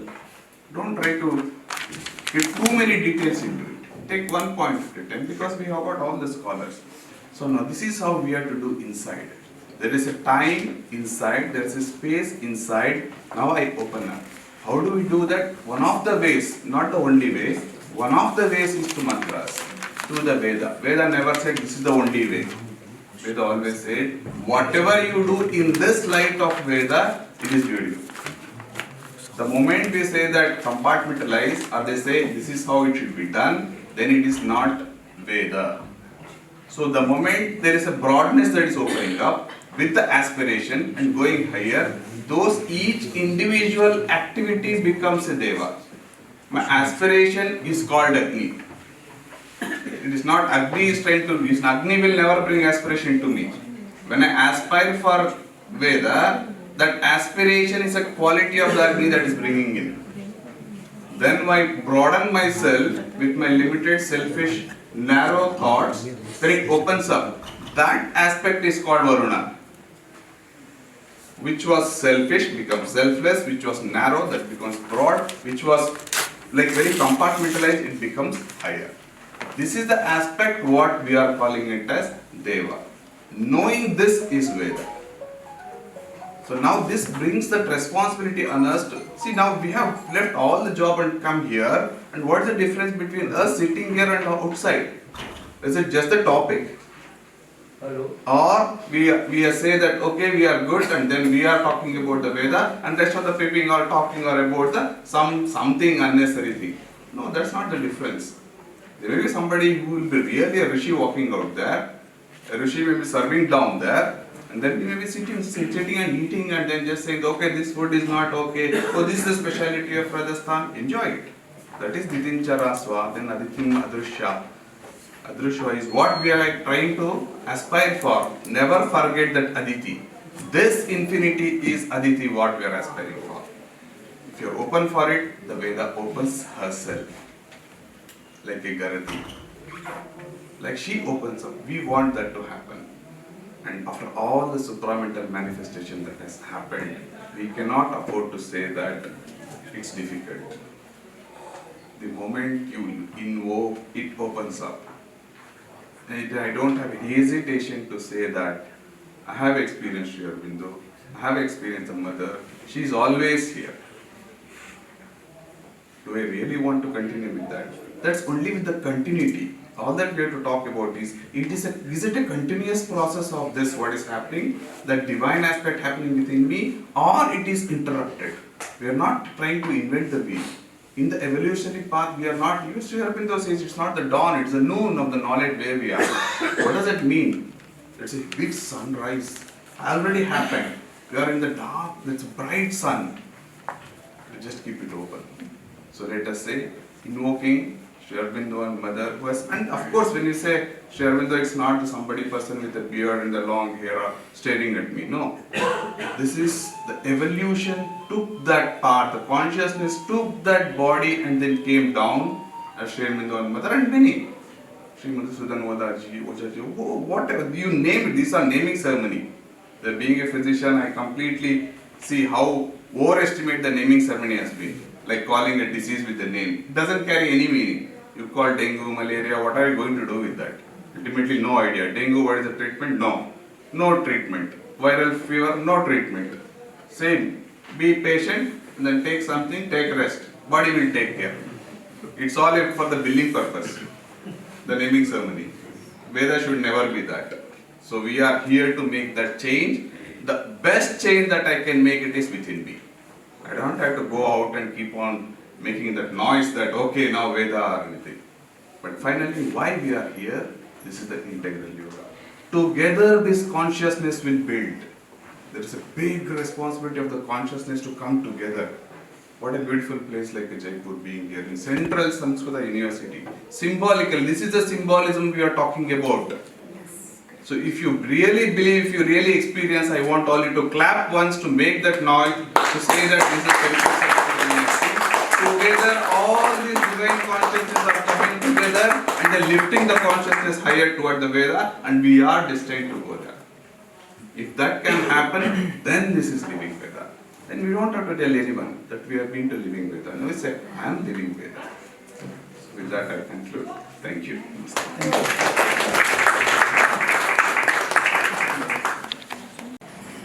Shri Arvind की अपनी प्रस्थानत्रयी है। जैसे शंकराचार्य की प्रस्थानत्रयी है और बाकी भी जो है संत परंपराओं की प्रस्थानत्रयी रही है, श्री अरविंद की अपनी प्रस्थानत्रयी है। तो प्रस्थानत्रयी में सबसे पहला है वेद, ब्रह्मसूत्र नहीं है, वेद। दूसरा है उपनिषद और तीसरा है गीता। जो वेद विमर्श है उसके लिए वेद रहस्य लिखा गया, सीक्रेट ऑफ वेदा। और जो उपनिषद है, उपनिषद के विमर्श के लिए लाइफ डिवाइन है। और गीता के विमर्श के लिए एसएस आन गीता है। ये बड़ी महत्वपूर्ण बात है। और जब श्री अरविंद वेद की बात करते हैं तो मैं बहुत स्पष्टता के साथ कह देना चाहता हूं, वेद मतलब ऋग्वेद। श्री अरविंद कहीं यजुर्वेद का नाम नहीं लेते, अथर्ववेद का नाम नहीं लेते, सामवेद का नाम नहीं लेते। वेद मतलब ऋग्वेद। वेद रहस्य में, सीक्रेट ऑफ वेदा में कहीं भी ऋग्वेद के अलावा किसी दूसरे वेद की चर्चा नहीं है। दूसरी बात, वेद में जितनी भी हैं वो ऋचाएं हैं, उनको मंत्र नहीं कहा जाता। परंपरा में ये नहीं कहा जाता। मंत्र आते हैं यजुर्वेद के बाद, इसके पहले मंत्र नहीं है। ऋग्वेद की ऋचाएं ही होती हैं। ये बहुत मोटी मोटी बातें हैं। और जब सीक्रेट ऑफ वेदा का जब उन्होंने लिखा, उसका जब समापन, क्योंकि मुझे 15 मिनट अपनी बात करना है और जो लिखना था वो तो मेरे पत्र में गया है, तो वो संक्षेप में अपनी बात करना चाहता हूँ। सीक्रेट ऑफ वेदा का समापन श्री अरविंद ने किया है, Som lord of delight and immortality. Som के साथ उन्होंने समापन किया है।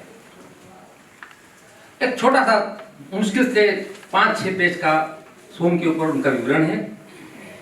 और उसमें भी ऋग्वेद के नवम मंडल का जो 83वां सूक्त है उसको उद्धृत करते हुए उसका उन्होंने अनुवाद भी किया है और विस्तृत कमेंट्री भी की है। इसके अलावा वेद रहस्य में सोम की कहीं चर्चा नहीं है।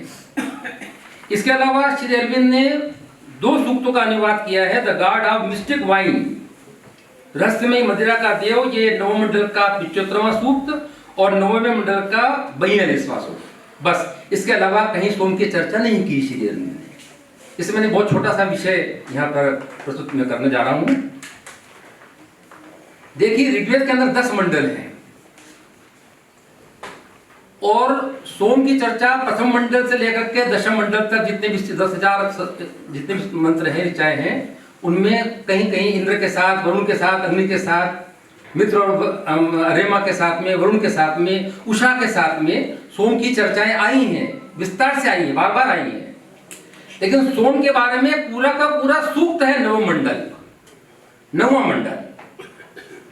ऐसा न तो इंद्र के साथ में है, न अग्नि के साथ में है, न उषा के साथ में, न वरुण के साथ में, न विष्णु के साथ में, किसी के भी साथ नहीं है। तो चिंतन का विषय यह है कि सोम के बारे में इतना बड़ा, इतना सारा विस्तार ऋषियों ने क्यों किया? क्योंकि पूरा का पूरा एक मंडल जिसमें 114 सूक्त हैं, 114 सूक्त सोम के बारे में लिखे गए हैं।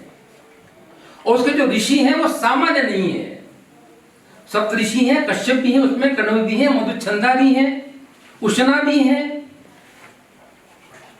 सभी अधिकांश सभी ऋषियों ने मिल करके सोम की स्तुति की। श्री अरविंद के पहले तक सोम को यह माना जाता था कि सोम एक पीने योग्य कोई पदार्थ है, इसको पीने से उत्साह का संचार होता है, उसको मदिरा के रूप में भी कहा गया। और इंद्र के बारे में कहा जाता है कि इंद्र त्रिगत रूप में उसका पान करते थे।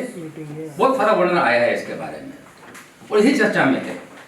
लेकिन श्री अरविंद जब इस सूक्त की व्याख्या करते हैं, जिसे केवल 5 मंत्र उन्होंने लिए, 5 ऋचाएं ली हैं, उन 5 ऋचाओं के बाद में सोम के बारे में हमारी अवधारणाएं पूरी तरह से समाप्त हो जाती है। हालांकि समाप्त तो हो गई थी इसके पहले ही। दशम मंडल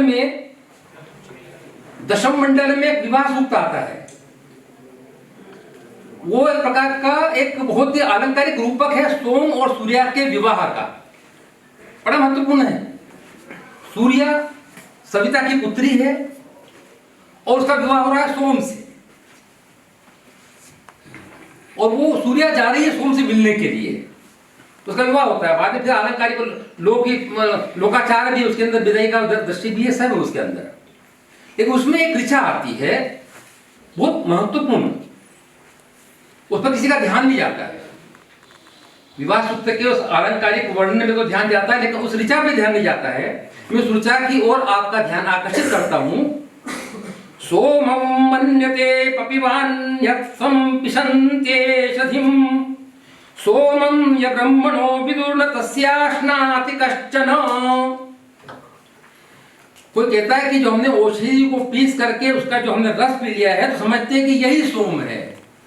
सोमं मन्यते पपिवान्, हमने जो पिया है ना अभी पीस करके, हम सब लोगों ने मिल करके, वही सोम है।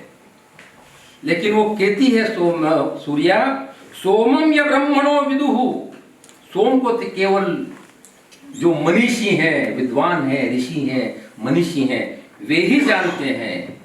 न तस्याश्नाति कश्चन, दूसरा कोई उस सोम का आस्वाद कर ही नहीं सकता।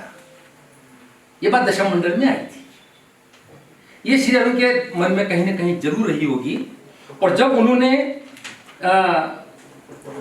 उसका आरंभ करना शुरू किया, कमेंट्री करना शुरू किया, तो बहुत सावधानी से श्री अरविंद ने पवित्र ऋषि की कही हुई बात का को यहाँ पे बहुत उद्धृत किया उन्होंने, बहुत सुंदर।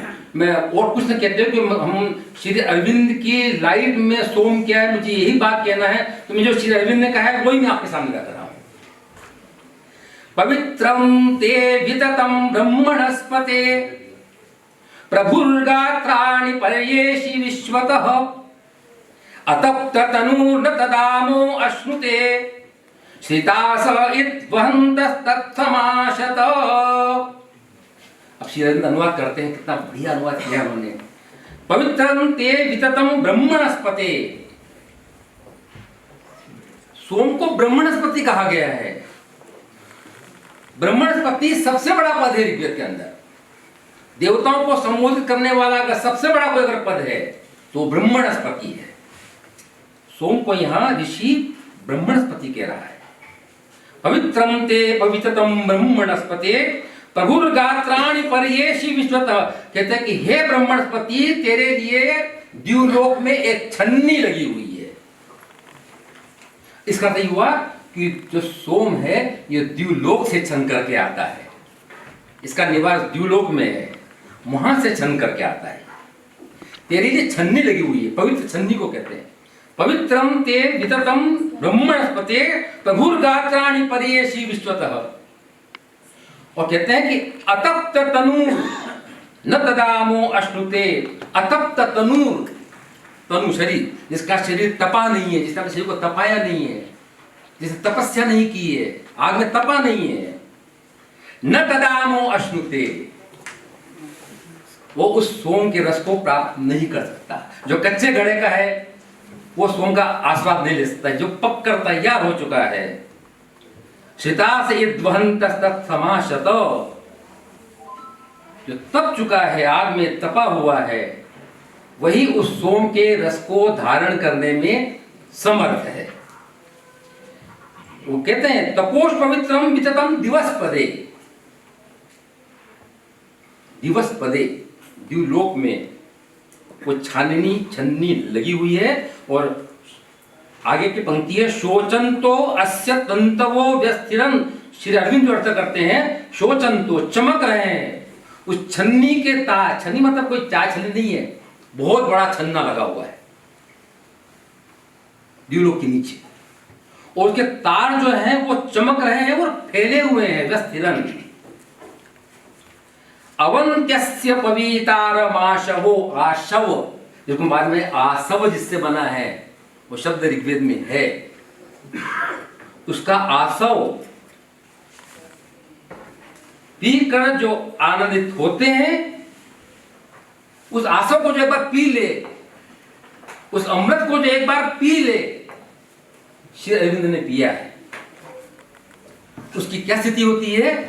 श्री अरविंद कहते हैं, उसका अर्थ करते हैं दिवस पृष्ठ मदितिष्ठन्ति चेतसा, वो अपनी चेतना के साथ द्युलोक के उच्च शिखर पर जाकर के बैठ जाता है।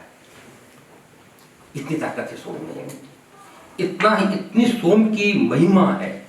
और बहुत इसके अंतिम विचार को हिसाब में रख करके अपनी बात समाप्त करूंगा।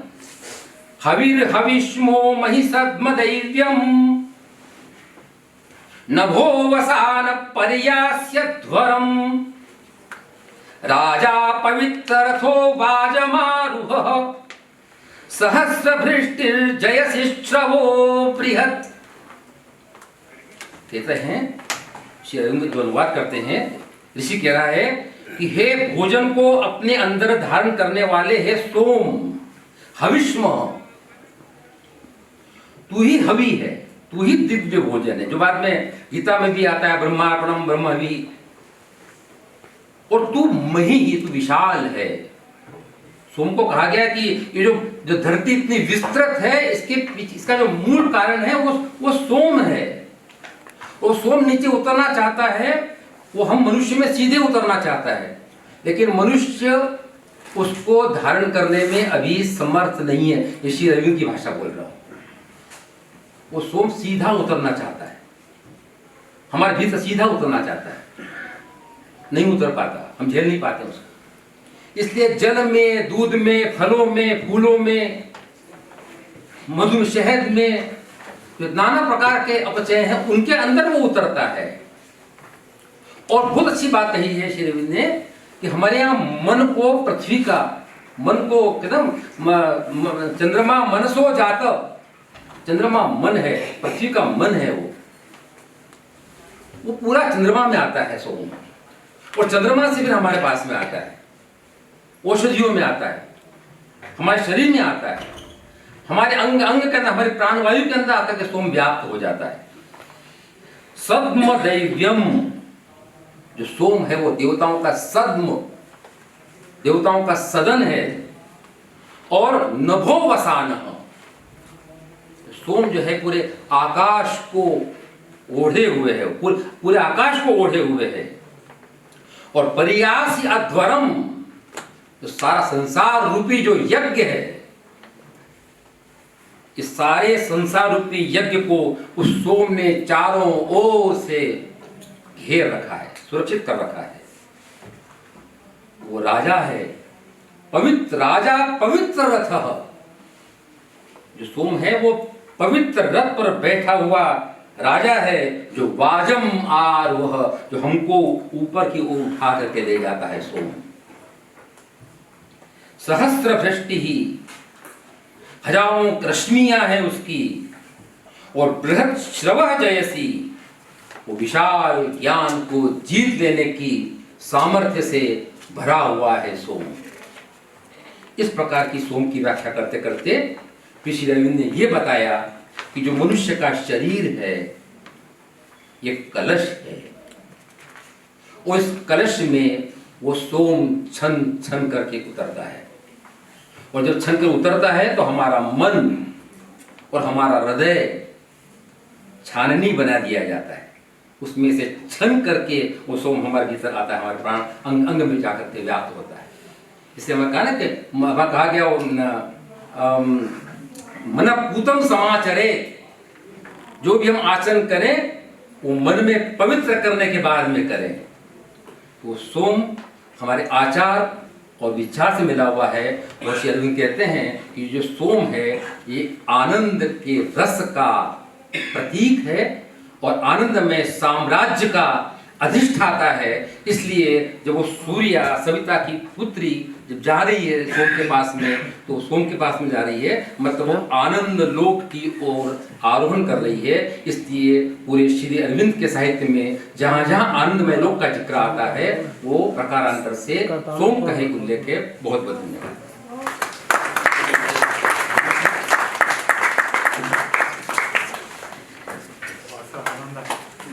बहुत बहुत धन्यवाद सर।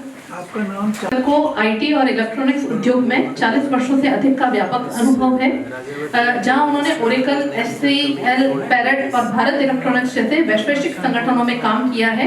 वर्तमान में आप लीड्स कॉर्पोरेट एडवाइजरी के निदेशक हैं और प्रौद्योगिकी, प्रबंधन, वेद आदि विषयों पर लेखन और प्रशिक्षण करते हैं। विज्ञान विश्राणन बद्ध दीक्षम दयानिधिम देहभृतां शरण्यम देवं हयग्रीवमहं प्रपद्ये। विशेषवित् पार्षदेषु नाथ विदग्धगोष्ठी समराङ्गणेषु जिगीषतो मे कवितार्किकेन्द्रान् जिह्वाग्रसिंहासनमभुवे। हिंदी भाषया भवति चेत् सर्वेषाम् अवगमने सुकरं स्यात् इति अतः सभाध्यक्षमहोदयं प्रार्थये यत् हिंदी भाषया अहं वच्मि। मेरा विषय है अरविंद भाष्य की दृष्टि से अग्निस्वरूप विमर्श। तो समय की सीमा है, अतः हाथ में ये रहेगा तो साइड ट्रैक ना होते हुए सीधे विषय पर आएंगे। तो धर्म ब्रह्मणि वैदिक वेद्ये, यह वेद की उद्घोषणा है। विभिन्न विषमताओं से भरे इस संसार से मनुष्यों की मुक्ति के लिए हमारे लिए परम साधन वेद ही है। वेदों को वीर श्रीरावच्छेदन भगवद्वाक्यम, धर्म प्रतिपादकम अपौरुषेय वाक्यम, ब्रह्ममुख निर्गत धर्म ज्ञापक शास्त्रम इत्यादि विविध लक्षण जो है वेद के बताए गए हैं।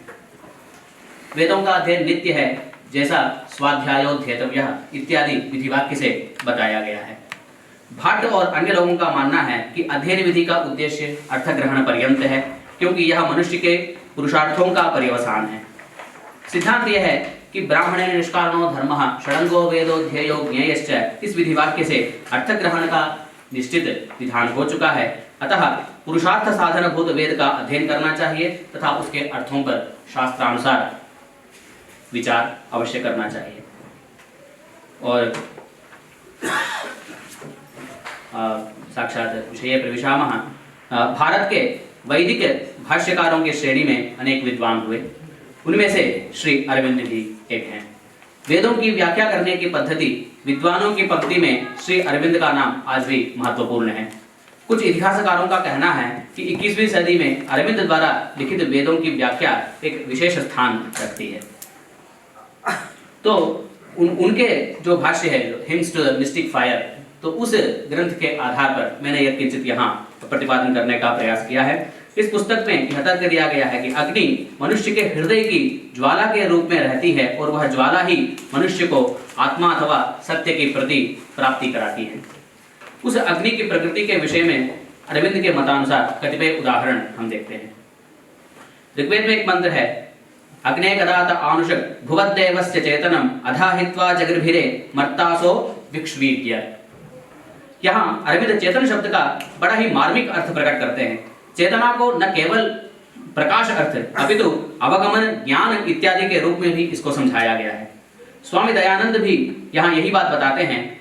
यहाँ अनंत विज्ञानादि युक्तम यह कहते हैं। अरविंद का मानना है कि जो मंत्र ऋषि हैं वह अग्नि अर्थात हृदय के भीतर के प्रकाश से प्रार्थना करता है। केवल साक्षात सामने विद्यमान जलने वाली भौतिक अग्नि ही नहीं, अपितु हृदय के अंदर भी एक ज्वाला है, एक अग्नि है, उससे प्रार्थना करता है।